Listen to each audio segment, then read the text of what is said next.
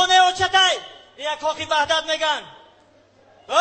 خالم از صایف میفهمه در رو محکمه که اونجا برآمدن نمیتونی چیکار پای ای درس میو همین کوتاکچه ای درس میاد که دوله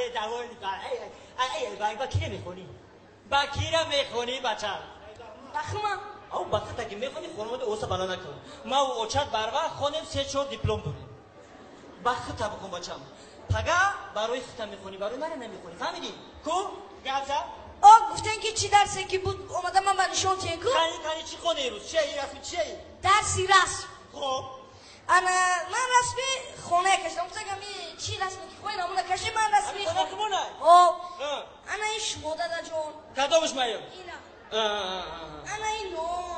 نون خای این چای این دادره کاملی خواره چای نون دسترخوان و امید قوته که من در صورتی مادرت میکشیدی جنگ میشد اثر دسترخوان اوخی مادرم کو